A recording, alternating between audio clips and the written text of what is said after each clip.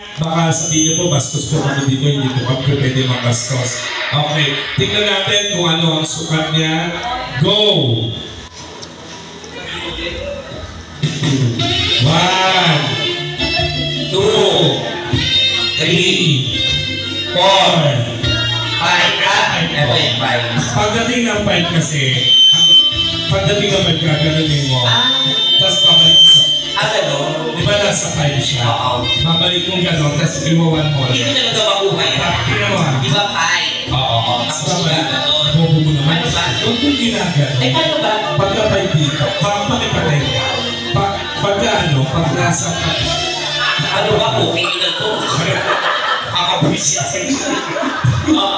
Pagka dito mo, igagano mo. Hindi na nila kailangan iganon pa. Okay, dapat Diretso na ano? agad. Pagkagating ng 5, gano'n, tapos 1 kagad.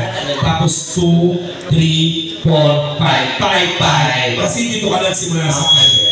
Ayun na ba Diba, yun? pag nasa 5 ka, igagan mo lang. Hindi ko kasi makuha. So, ito yung 5. Oo. Tapos gagano. Oo, tapos 1. Oo. Alam ko naman yun. Bakit? Alam mo na yung kung anong height mo? 5. 5. Okay. Alam mo, sa totoo lang, kuya, nagka-crave ako sa ano? Balot. Balot sa puti. Parang balot sa puti. Balot na sisiw eh.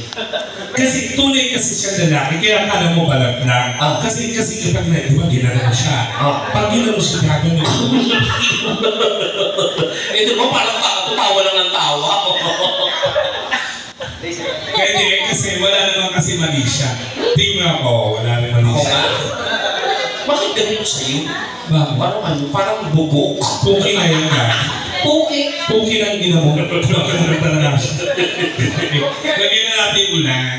Binamano ka. Please. O, nahawakan ng bakla yung titi mo, di ba? Marami na ba nakawak dyan? Matay pa na. Ang matay pa na. Kailan kita, patsupakan ng wako. Uy, wait.